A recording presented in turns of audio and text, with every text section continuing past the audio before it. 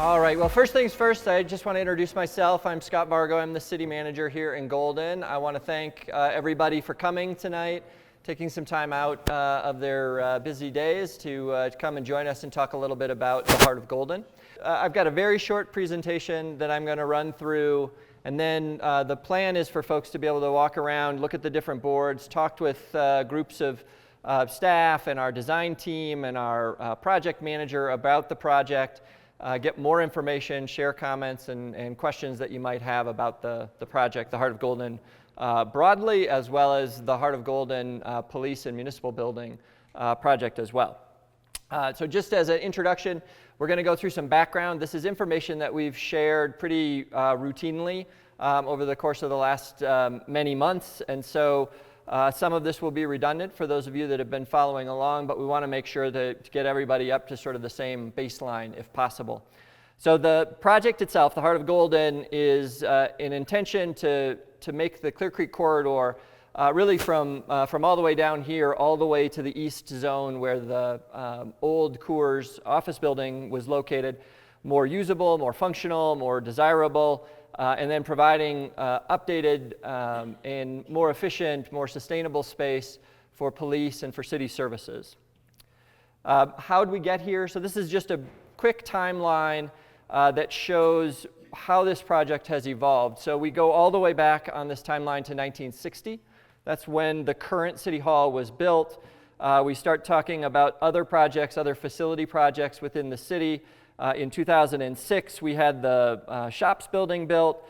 In 2011, we did a plan around the creek corridor itself. 2012, the Public Works and Community Development Planning building was constructed. We began to lease some space in the Visitor Center in 2015. We bought the City Hall Annex in 2017.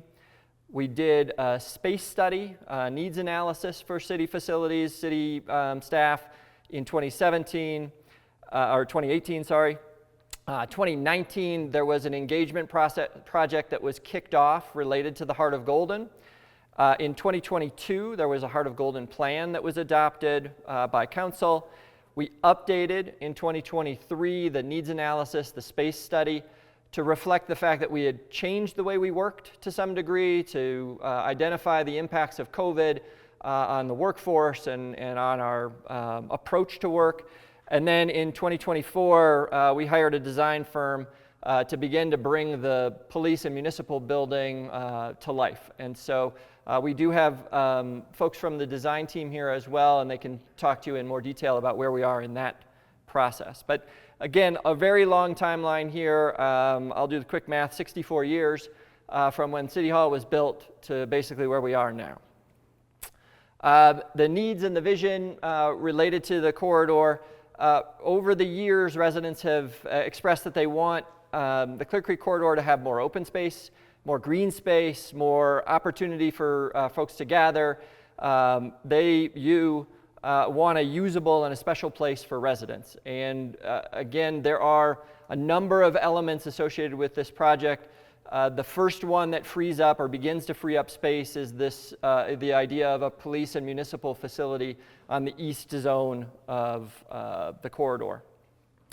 So one of the solutions or one of the ideas is, again, relocating those city services to this property, but the property itself will create a nice connection back down to the creek and then across to Vanover Parks and on to Parfit Park.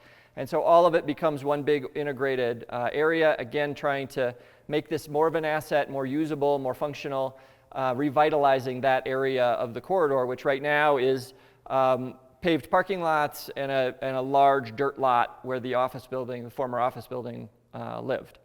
I won't go through the details in this slide. This slide itself is actually mirrored on that board right there.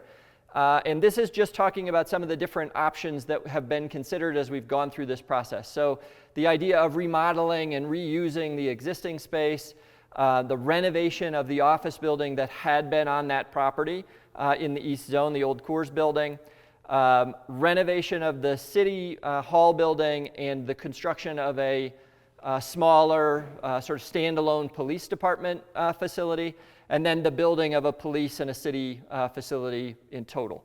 So there's costs, there's information about sort of what factors were considered as part of that. And again, I encourage you to take a look at the board, talk with some of us when we're over there when you have, or if you have questions about that.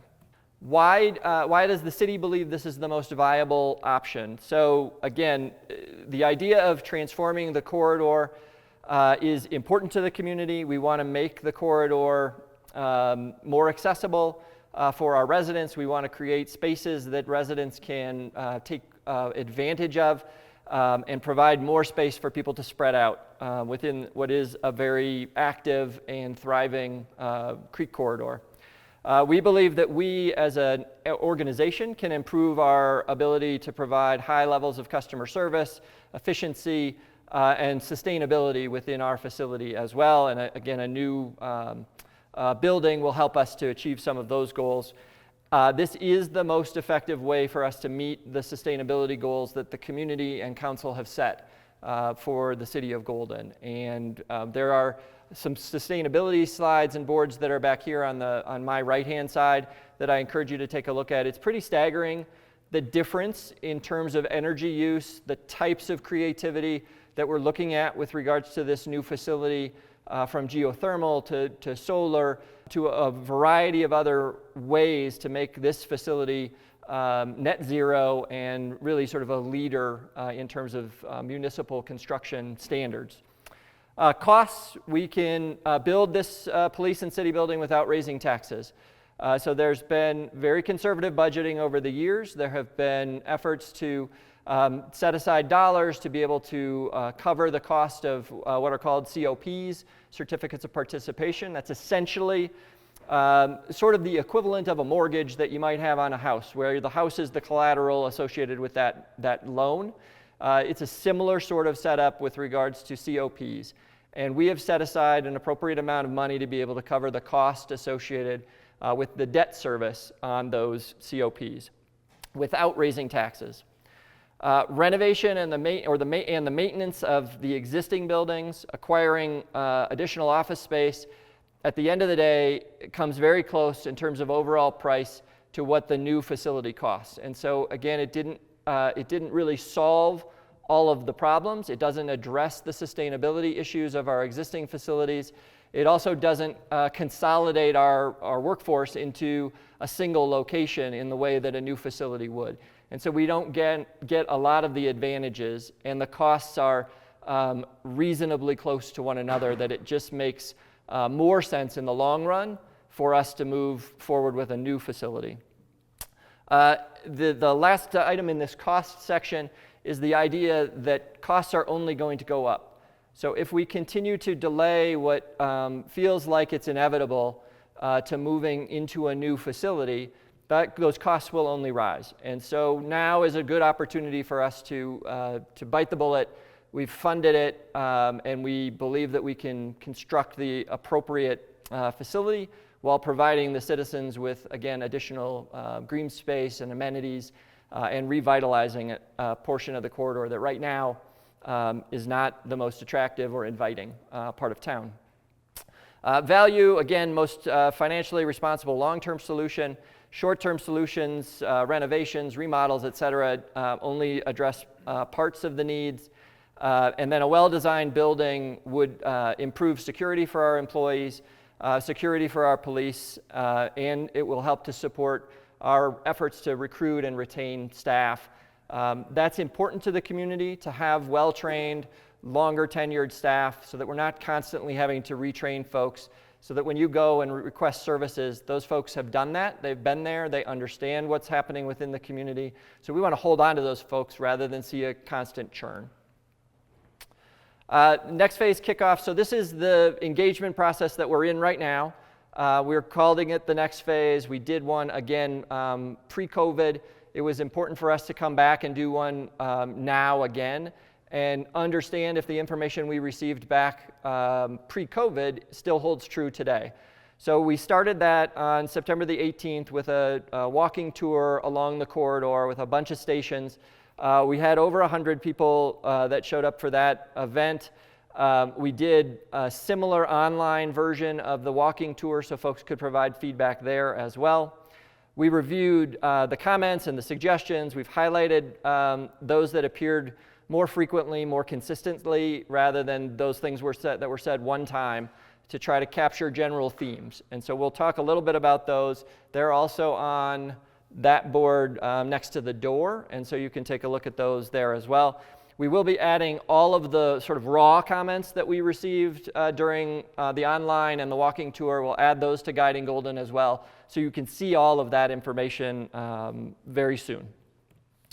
So the general themes that were identified by the community: preserve natural spaces, integrate our community event spaces and facilities into the corridor, prioritizing bike and ped mobility, sustainable development, expansion of public transit options within the corridor.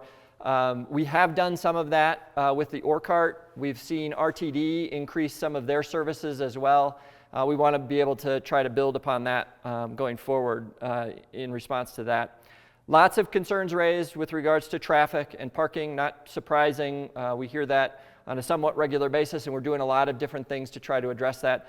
This could help with some of that as well by spreading things out, providing more opportunities for folks within the corridor. There's an opposition to overdevelopment.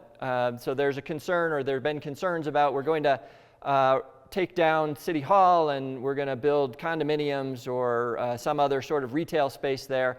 And that's just simply not true. That is not the case. We have no intention of developing that area. The intention and council's stated goal has been to turn that into green space, open space, community amenity space. Mixed views on community facilities. A lot of that goes to the next bullet: concerns about costs, concern about financing. We've tried to put together some other anecdotal comparisons, some other information to try to put some folks at ease with regards to some of the financial considerations associated with a new facility. And so these three boards here all have ties back to financial information, and we encourage you to make your ways over there and talk to us about some of those questions and concerns that you might have as well. And then improve safety and cleanliness. Again, we continue to work really hard improving the amount of community service officer enforcement activities, parking enforcement, et cetera, within the corridor. Finances, again, I'll briefly summarize a couple things that are on those boards. We can pay for this project without raising taxes through the issuance of COPs. Our reserves are very healthy, and we're in a very strong financial position as a city. The price per square foot, you'll see on this middle board over here, our price per square foot is less than most other projects that have taken place within the region on a price per square foot basis. And so pay attention to that board. Take a look at what you're seeing there.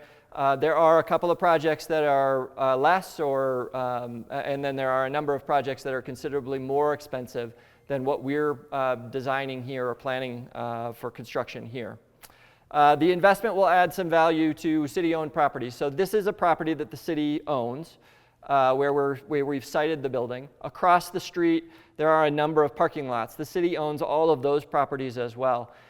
We don't have a clear definition about exactly what we're going to do with those properties across the street.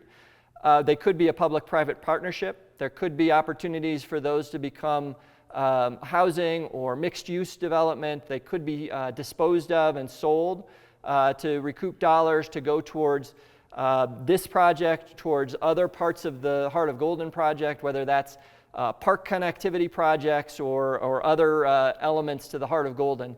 But those are all things that are on the table. As you have a new facility there, that will raise the value of those properties. It will raise the interest in that area, and those properties will continue to become more and more valuable as a result. We aren't looking at this as a 10-year or a 20-year building. So we have experience. We've been in the current City Hall for 64 years now. We would like this building to be a 50-plus year facility as well.